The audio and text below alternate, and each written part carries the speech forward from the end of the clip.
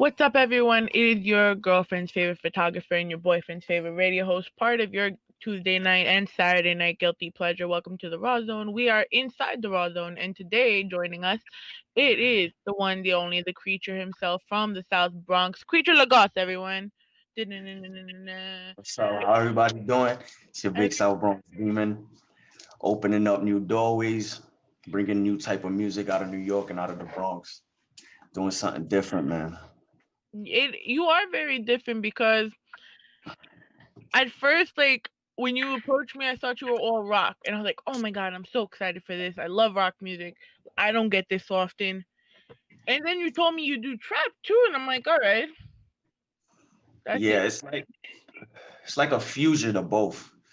It's a mixture of like probably like three different genres or four different genres, like metalcore vocals, deathcore vocals over trap beats with metal like guitar riffs, and then a goth eerie like visually it looks goth. How were you So able to easily merge it? Because I've heard of horrorcore, but you kind of take it beyond horrorcore. so the thing was is this has been naturally me my whole life. So like I used to be like in a deathcore band when I was 16 to like 19 years old. Hmm.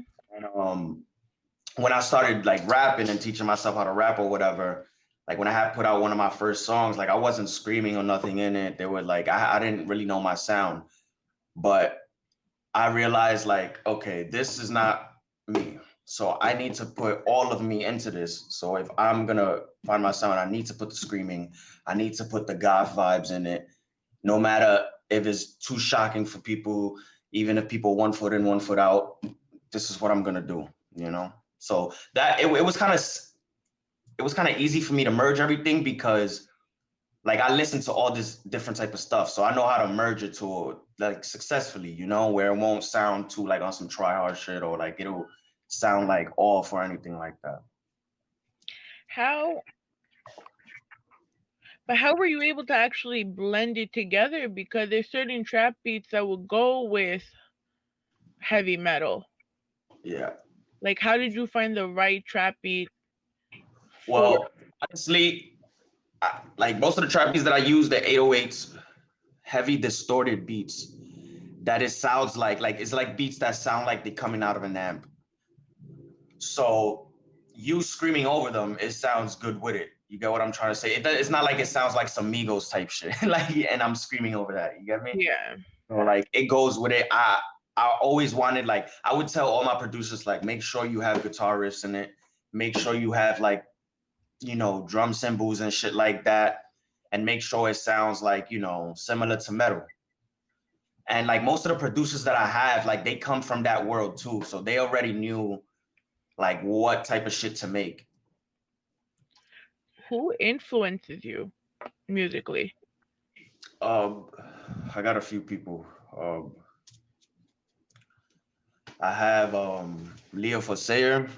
He's a vocalist to a a goth band up in Cali, and he started his own wave of music. It's called Cholo Goth, because he's like a Mexican gang member, and then he's also been a goth kid his whole life. But he's like a leader in a Mexican gang. You get me?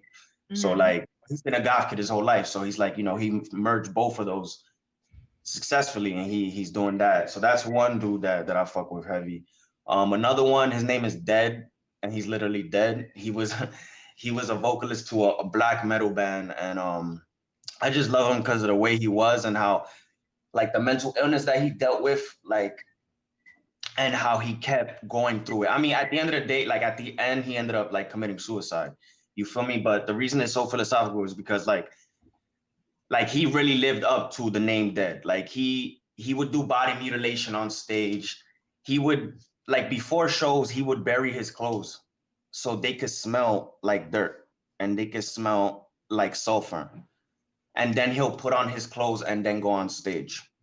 So they were the one of the first black metal bands, and black metal specifically, Norwegian black metal specifically, it's satanic, very satanic. It's just you see how there's gospel music and it's made for like Yeah. just speaking of God. Norwegian black metal is like gospel music for Satanists or like for people that are satanic. So Nevertheless, like, you know, they live without morality, you know, like all of these people, like half of them in Mayhem had bodies. Like the guitarist killed the vocalist, stabbed him like over 50 times. And in the like and stabbed him in the head too. So like In a show? no, not in the show. Like at the Oh, end, at the when everything like you know when everything was breaking up and shit like that. But the vocalist to that band before they got a new vocalist, who which is dead, the one that I'm talking about, he committed suicide. So he left a note and he said he left a note in his blood. First of all, he cut both of his wrists. oh my God. Cut both his wrists, then he slit his neck, and then he blew his brains out. But so when he cut his wrist, he wrote a note with his blood. This is all real. Like you could look it up. He wrote a note with his blood, and then he blew his brains out. So then the guitarist came back and found him, and instead of like calling the cops right away, he goes, and this is all real. It sounds crazy, but it's real. I promise you. He goes and buys a camera. He comes back. He takes a picture of the body. Yeah, he took a picture of the body and they used it as their album cover, as their first album cover. So like certain things like that, even though it's like mad shocking, mad like, oh my God, like I love shit like that because it's like, you know, unapologetically doing what you do and it's like, you know, you're not caring. And it's sort of like having your chest pumped out about darkness and about the darker aspects of life unapologetically. That's what I love about it. You know, because a lot of motherfuckers say, you know, a lot of motherfuckers, we live in like people who control this world are evil, but the only difference is that they try to hide it and mask it. You get what I'm trying to say? Like that's why we have niggas like the Pope raping kids and shit like that, and all this adrenochrome and these pedophile rings are coming out with all these people, you know? So I just respect it. And plus I love that type of music too. So I grew up on it and I loved it. So those are two of my big influences. But everything influences me, you know, emotion, what I see in life, everything, you know. I've been doing this since I was a kid. Music is me. How long have you been doing this? Because you seem fairly young. Yeah, I'm 24 now. So like I said, I was in a deathcore band when I was 16 to 19 years old. And then I started doing this when I was 22 years old. So 2.5 years ago, well, 21, 2.5 years ago, I started doing this. And it's been busting. So, you know, and I love it. I love what I do. You know, I wouldn't want to be doing anything else in the world. So you said it yourself, you do bring a lot of aspects. Like we talk about, especially with your music and black metal music, there's a lot of BDSM. There's a lot of death. There's a lot of everything. That people are, I guess, would not talk about in music. Mm-hmm. Do you guys receive? How do you deal with all the backlash you get afterwards? I mean, this is the thing. You know who Marilyn Manson is, right? Yes. He used to get booed off a stage.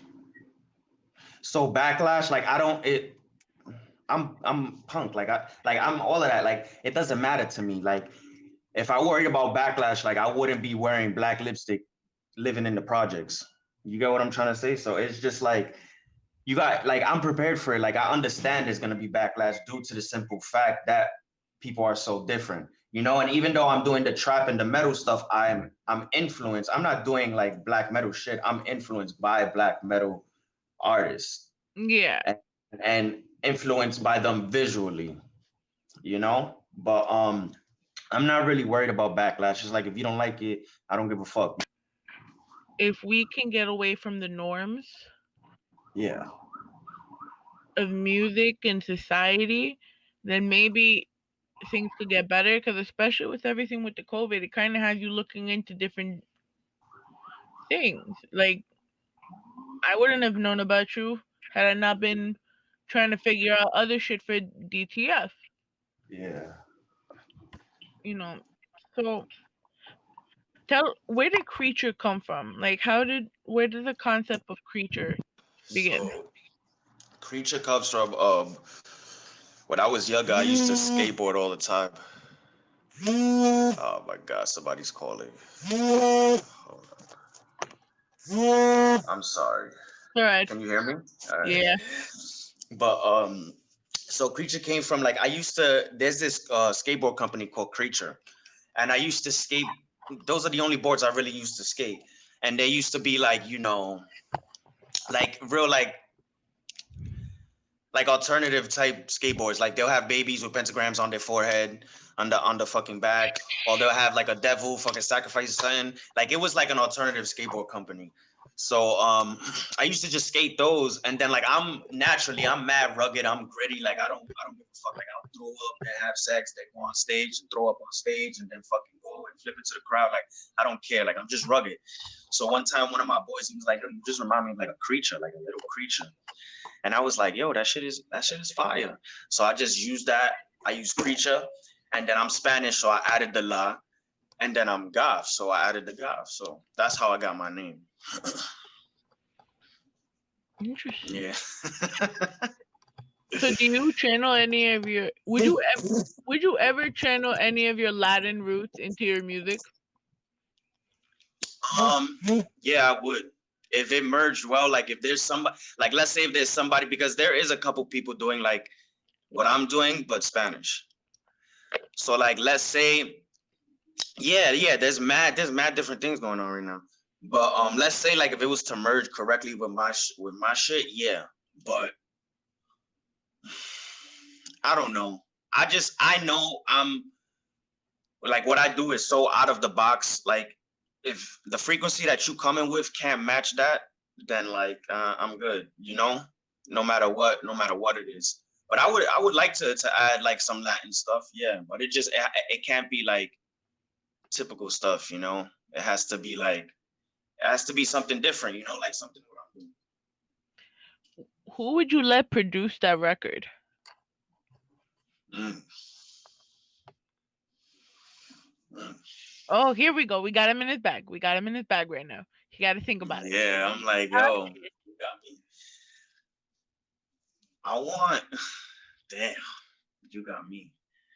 I got a couple of my niggas that I want to put on, but if we talking big, like, I want to use Dave Parley, though, the beat maker to fucking to Prayers. I fuck with his shit hard, and I'll use my man's from Russia, my man's Fatal M, because he got like all of his beats. I got him, so he knows my style down to the tip, like, and I fuck with it hard. So that's why I would let produce that. Okay. So if you could collaborate with anyone, with that producer, who would it be?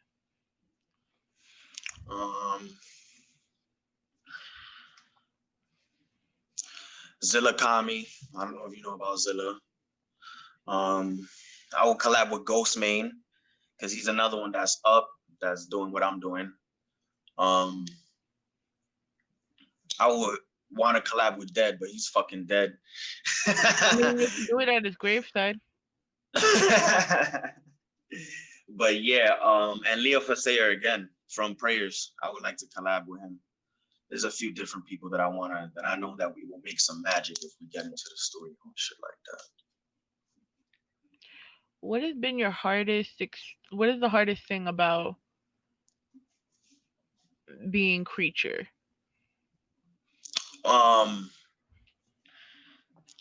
People not realizing that I'm balanced.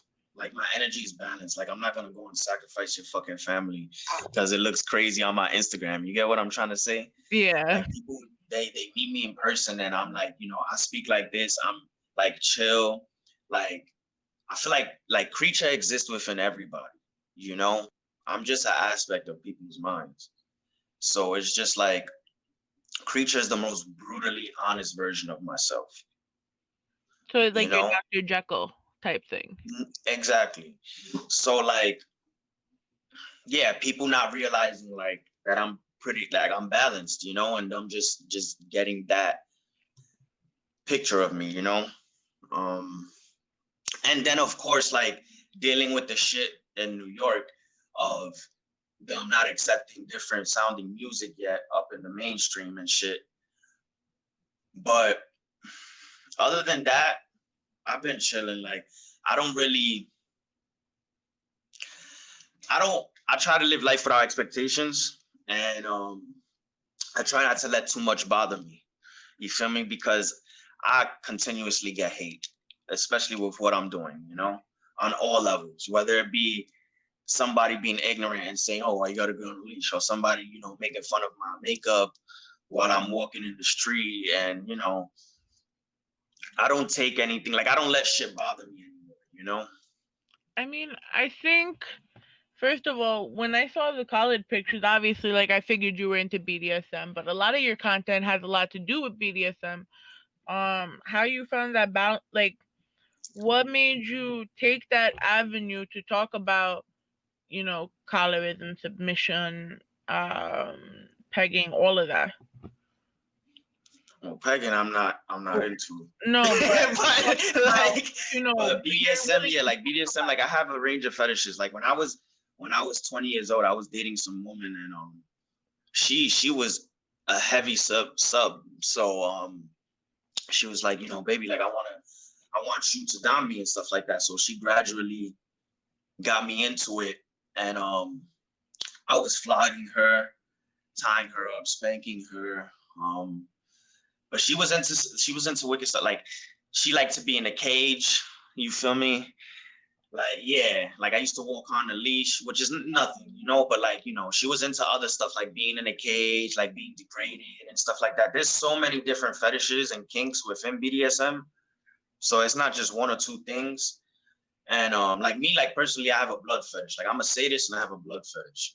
okay, So yeah, there's like mad different things within BDSM. But what made me decide to take that was because to me BDSM is beautiful. You know, it's you bringing another person to a higher state of consciousness through fetish or through kink. You know, and I realized like that needed to be shown in a healthy manner because there was such a stigma placed on it. And I know that it also correlated and went with what I'm doing because I was like my image, I look very sexual. So yeah. I knew that adding also the BDSM, even though I was already into it. So I'm like, you know, this is already me. It's not like I'm trying to, you know, but I was like bringing that in. I know that was also going to it was going to knock out like two birds with one stone. It's going to be a shock value and it was also going to be, you know, showcasing BDSM. So that's why I decided to. I wanted to replace the stigma that was placed on it, I guess. Do you feel like the mainstream media, especially ever since like books like 50 Shades of Grey came out, do you feel like they not devalue, but they decentralize the whole meaning of BDSM? Of course. Of course. They make it look like it's for like weird, freaky people. And like the one of the biggest misconceptions about BDSM is like that people are doing things against people's will. Like there's whole contracts that you write out, you know, with your subs or your doms and stuff like that. And like wait, my fault. What was the question again? Say it to me. Do you feel like the media over All centralized? right, yeah, yeah. So I definitely feel like it because, of course, like it's shocking. It's a huge shock value. You know, you've seen a girl on a leash, or you've seen a guy on a leash, or you know, people are getting spanked, you know, or whatever the case may be. But it's just like I feel like society it fears the thing that is infatuated with the most, which is sex. You know, the world is very sexual. We have that within all of us, and as much as the world mass produces sex, it also places a stigma about being open sexually. That's why somebody like Amber Rose even had to do a whole fucking slut walk and all of that shit just to, you know, get the same equality sexually, you know, because there's a stigma placed on people being open about them loving different things sexually, you know. So I just feel like it's society's conditioning that makes that because yeah, I just feel like society is they fear people being sexually open. You know, they fear it because you're gonna be more liberated. You're gonna be more free spirited. You're gonna, you know. I mean, I know someone that it was in a dominant submissive relationship, and that person was telling me like the whole 50 Shades of Grey takes away from the OD. That was a horrible representation. yeah, And they did that on purpose. They did that on purpose. like You know, it was a horrible representation. Like the guy was stalking her. He was mad unhealthy. You know, like, but but nevertheless, you see how many women love that movie yeah, with but all of that crazy shit in it. And I say that to say that this shit, for the most part, it exists within a lot of us. Like a lot, like even as simplistically, like most women like to be spanked. That's a little form of BDSM. You get what I'm trying to say? I mean, everyone likes to be spanked at that point. Like, You get what I'm like? You get what I'm saying? So it's just like, yeah, I yeah, just need what they did because I heard that bond between the dominant and the submissive is extremely strong yeah. It once has to it's be. formed. You have to have more trust. Like in all actuality, a sub has to have more trust in her dom than like almost anything in life, because like you're trusting that person to not only tie you up but to inflict pain on you, to do all these things that you're not going to really, it's going to be almost like you're not going to have control. You're giving this other person full control of you. So there has to be a huge amount of trust, you know. There has to be a crazy bond between the dom and the sub. Has there ever been a time though where a fetish can go too far? Yeah, hell yeah, hell yeah. 'Cause I used to dom for hire, and there's this whole fetish called Wait, like wait, daddy there's dom daughter. for hire? Yeah, I was dom for hire. No fucking way. Yeah, yeah, hell yeah.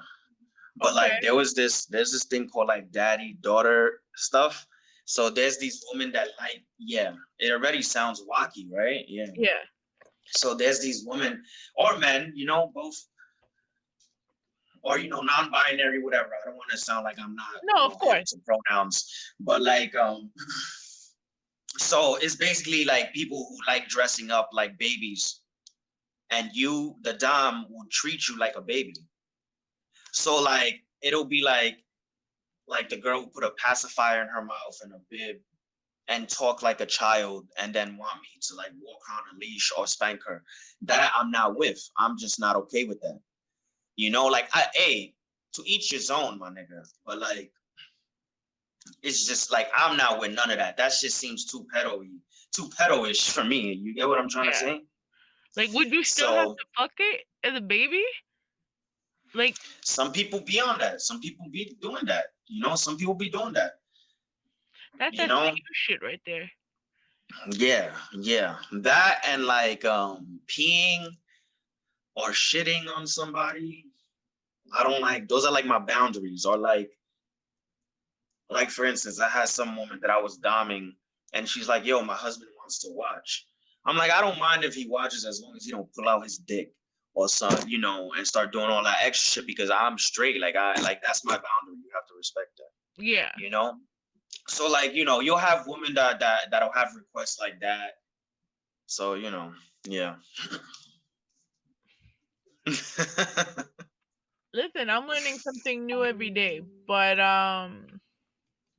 you're also a brand ambassador. Tell us about Brood Impact Fashion. So, bro, all right. So basically, I mean, I just started becoming brand ambassador for them. So they hit me up. They seen what I was doing. They liked what I was doing. They liked how I was dressed and like my aesthetic. And they were just like, yo, like we want to send you, free stuff. They was like, just cop one thing and we'll send you mad free stuff. They send me a free tennis bracelet. They send me some rings. They send me some shirts. And I'm promoting them, and getting free clothes for it. Later down the line, I plan on getting paid. Like that's, yeah, I plan on getting paid. But they're like an alternative type of clothing brand, and it's good prices. You feel me? And it's shit that you're not gonna get anywhere at all. You can only get it online. To be completely honest. So that's about that. Yeah. And then you work a lot with masked faces. Yeah, that's yeah, that's my bro. the owner of Mass Faces. So me and Mass Faces, we come from the metal scene together. Okay. So when Mass Faces first started, he decided to give a platform for people like me and music like mine in New York. Because no, like I was saying earlier, the fucking gatekeepers of this bitch, they don't want different shit, bro. They don't want different shit. Like, I'm gonna be honest. Like, I'm not gonna sit here and try to talk shit. Like, Fivo Foreign, he makes amazing music. A Boogie makes good ass music. I don't listen to it, but is it actually that different from me? Like, it's not like it's trap music. Y'all rapping, you know, with like. It's not actually that different from each other. Now, if you have somebody that sounds like me or sounds like somebody like Zilla, you like, that's why everybody in New York is like, oh my God, when 6ix9ine first came out, that nigga's not that out of the ordinary, bro. He's not. You know how many kids are like that in Brooklyn and LES and St. Mark's? He was just one of the first ones to be like that. You get what I'm saying? He was one of the first ones to be like that on a mainstream level. 6ix9ine, when 6ix9ine first started, he wasn't doing that gangbanging shit. He was doing metal. He was mixing the metal with the trap music. You know, he wasn't doing any of that. He had girls, like, he had videos with girls like hanging from hooks. Like, he was screaming in his shit. You get what I'm trying to say? So, like, but again, and then people still don't accept 6ix9ine if you think of it. You get what I'm trying to say? But it's like, why? New York don't accept 6ix9ine. I feel like that's what it is. Of course they accept, you know, he was on Fat Joe's Title and all of that shit. But like you just said, they don't accept. But why they don't accept it? Because he don't. Now we could say they don't accept him because he snitched. Of course, he a snitch. But before all of that, why? Before all of that, because he had a different style of music and his personality was so out there that he did the way, like you're talking to me right now. I don't care if someone finds out, you know, I have a blood fetish or whatever the case. Yeah. You know, he went on the fucking Breakfast Club and talked his shit about how he did this and this, and he doesn't care if you don't like it, because he's him, and he's someone that's on house arrest but still making 2 billion views. Exactly, like working, like doing his thing. You get what I'm trying to say? And like, I feel like niggas ain't like him just off the simple fact how different he looked, because he sounded like them. He sounded like them, even though he was like, he had a little bit of an aggressive sound. He did sound like a lot of these rappers. You get what I'm trying to say? So it was literally off the simple fact of how he looks, which was fucking wacky to me, because that's mad close-minded. That's really close-minded. And it's like, at the end of the day, like, if you're trying to move and evolve, you have to accept different things, you know? It's just gonna bring in different demographics. It's gonna help the evolution of music, you know? People don't want to fucking pass down the torch. I feel like that's what it comes down to also. Yeah, no, they really don't. And it's just really, it's gonna be the downfall of the music scene. I agree. I agree. Like I'll be watching Hot 97, right? I go to Hot 97. My dude is not even doing more than 500K views on his videos.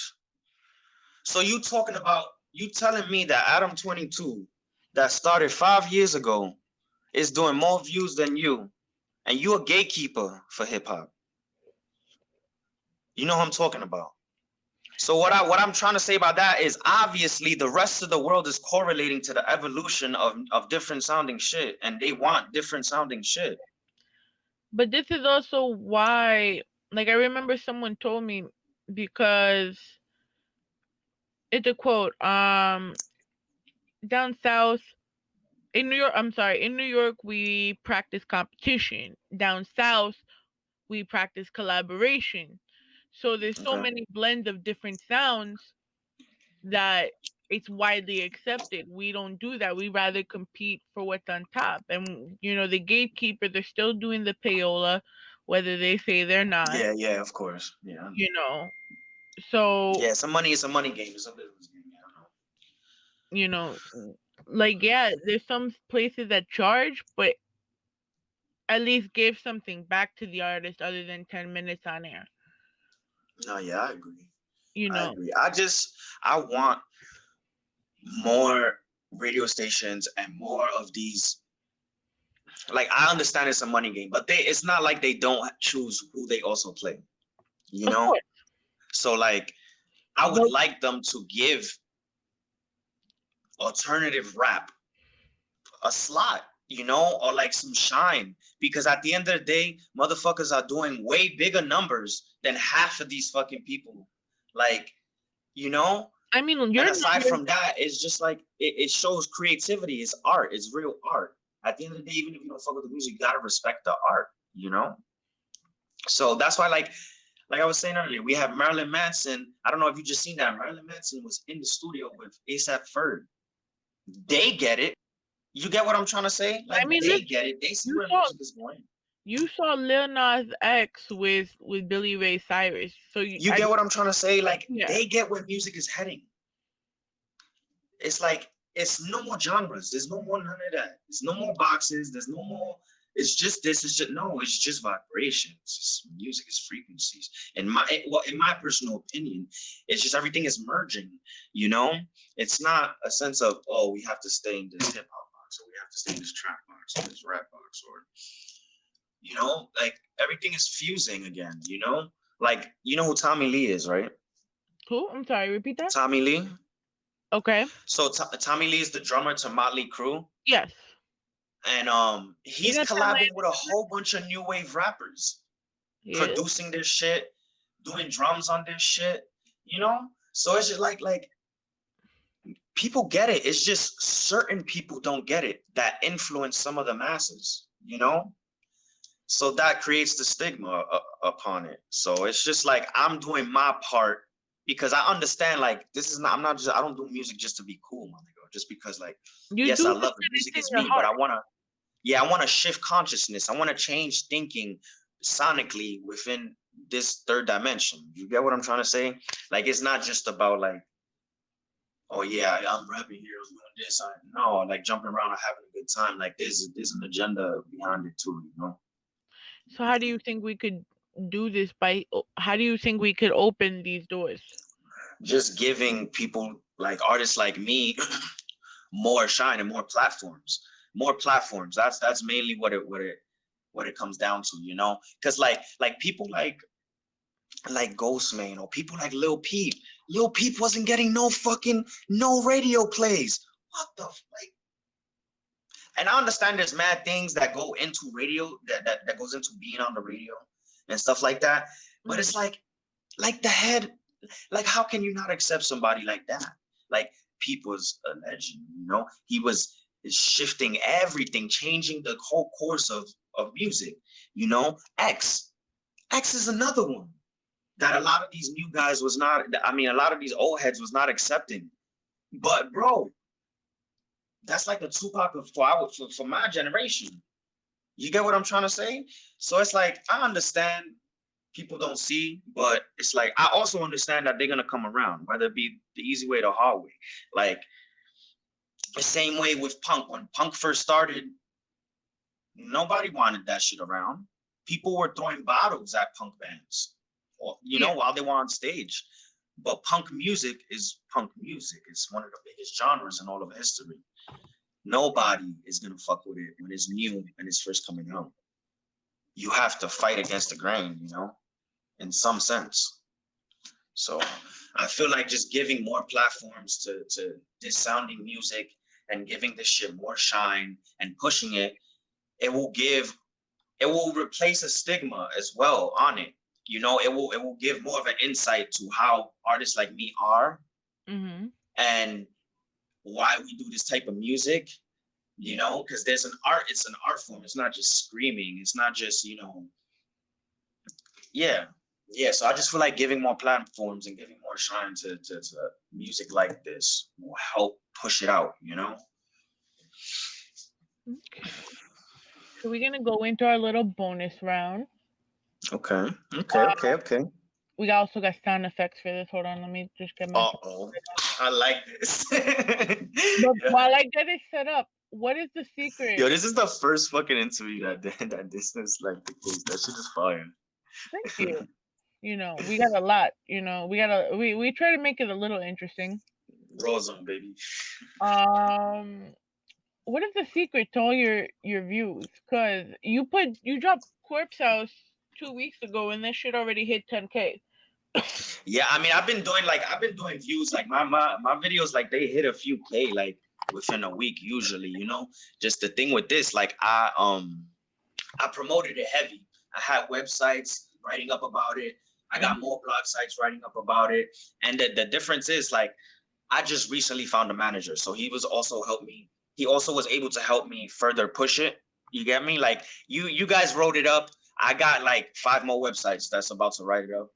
I had 2 already, but I got 5 more websites that's about to write it up and put it up. And I just mass marketed it. You feel me? Like that's mostly what it is. Like I just marketing. And out here in New York and like the underground and like the music shit, like I'm pretty known. I'm pretty known. Like I opened up. I know you probably don't know him, but his name is NASCAR Aloe. Like I've opened up for like 300, like 350 people before. Like so, like I'm pretty known over here, like in the underground, and I'm busting out of the underground now. But like, yeah, that's how it is. You know, I'm not just an internet nigga. I got real life clout too. So and people respect me. Like I've done my footwork. How many people have you heard at a trap show? That's bro. Like I went to a trap show. I brought a girl on a leash. I had one of my boys bring up a candle. He was dressed up like a character, and then I cut my stomach open on stage.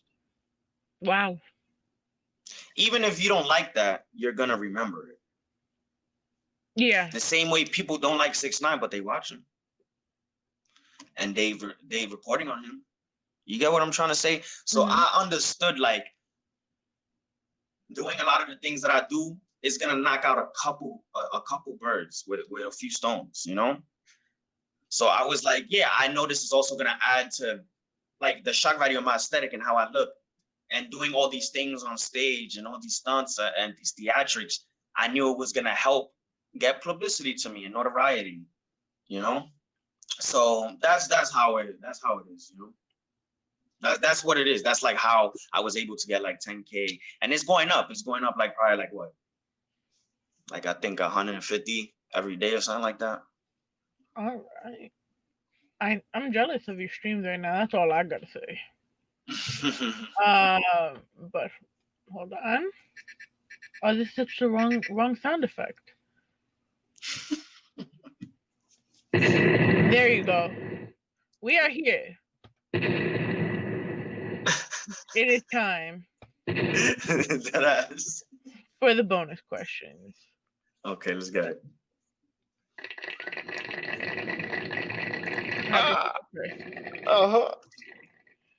Waffles or pancakes? Oh, waffles.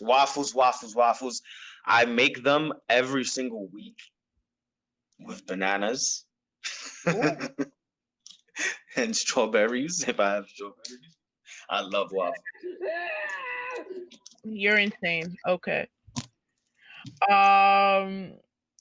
Joker or Harley Quinn? Joker. I love Joker. I don't watch superhero stuff. I'm gonna be honest. Like I'm not into it. But I love the Joker. I love his story. You know, that's mostly what it is. Like, yeah, he's relatable. Especially that new Joker movie that came out. Like people watch that. Like he's more relatable than a fucking rich guy that lives in a fucking mansion that's been handed everything his whole life. You get what I'm AKA Batman. You get what I'm trying to say? I'm gonna forgive you for the Batman slander, but here, hold on. I'm sorry. But yeah, you get what I'm trying to say though. Like, you know. So yeah, definitely Joker.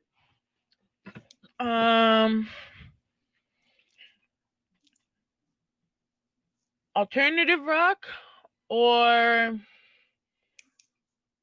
punk rock? Punk rock. Punk is more in your face, it's more gritty, it's more, they don't care. You know, like what happened? Blink 182 or Green Day? I don't listen to any of them but Green Day. Okay. Shit, I should have brought my friend that knew all the better rock bands than I did. But to be without Wi-Fi Oh or to have a shit. dead battery? Oh shit. Damn. To be without Wi-Fi, because at least I can still listen to music. New York or Cali? Oh damn. You fucked me up with this one. You fucked me up.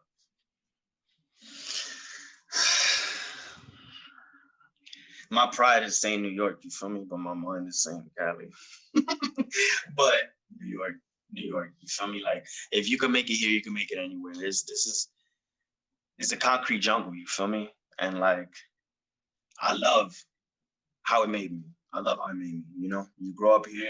It's not like growing up anywhere in the world. We're one of the epicenters of the whole fucking world. You know, so I love New York. I will always have love for it. And yeah,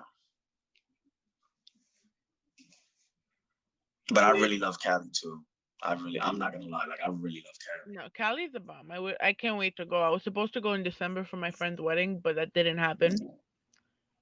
And then like I really like the people over here too. Like I like the way they vibe and shit like that. But okay, I'm done. To lie or to lie by omission? Hmm? Would you rather get caught in a lie as a regular lie or a lie by omission? A lie by omission. Um, If you were a caught regular cheating, lie. I'm like, a regular lie, yeah, because you know you're gonna get caught worse with that. exactly. Um, three things you missed during the quarantine. Oh, performing. Oh, performing. Um, not having people come at me for not wanting to breathe in my fucking CO2 all day. Nah, let me stop. But I miss performing. I miss like going out to eat, you know. And just like, social interaction with people, having a good ass time and being comfortable, not having cops down our back, not having a new world order, try to do weird shit and brainwash people. But that's a whole nother conversation. Three new skills you learned during the quarantine.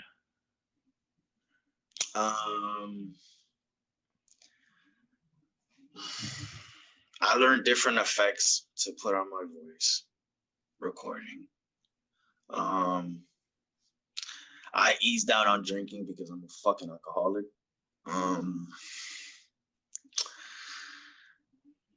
I learned how to market my music better and how to push my shit out more.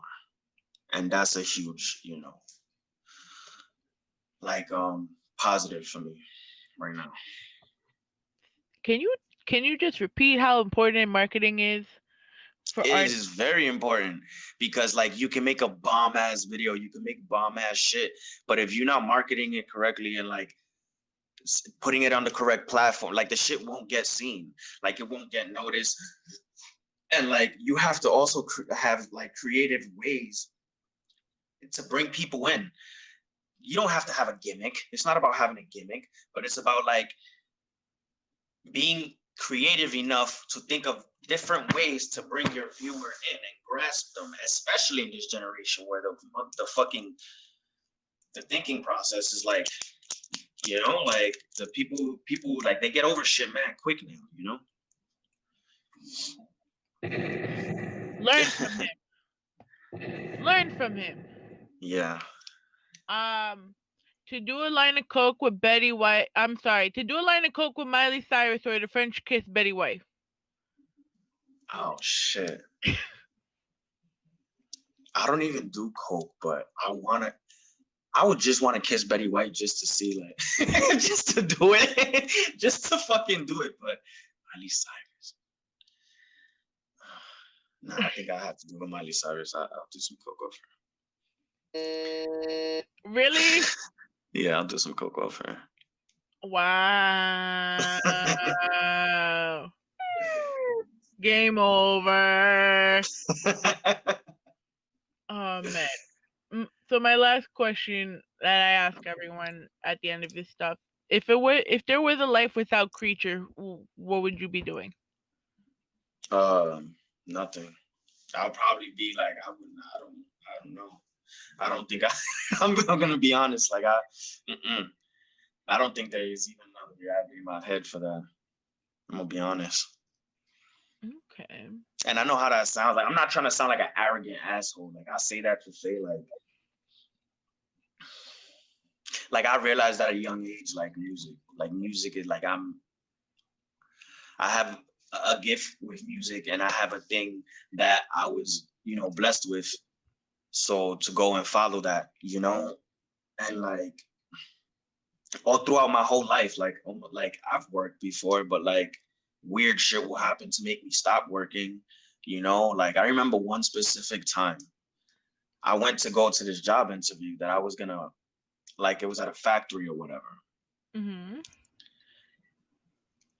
And I'm going to go to the interview, and literally, like, I'm going to the interview. While I'm going to the interview, I get to the place and there was a fucking fire at the place I was supposed to have an interview at. So it's just like little things like that that was also like giving me confirmation from the universe, like, and it's not a sense of me looking too deep into things. It's just more of a sense of self-awareness and knowing myself, and knowing where I stand, like soul wise. So this was very fun. Yeah, this is a good interview. Thank you so much for Of taking the time course. to do this with me. Thank you Where, for having me. no, of course you're welcome here anytime. Where could they find you? So I'm on all streaming platforms: Spotify, Amazon, iTunes.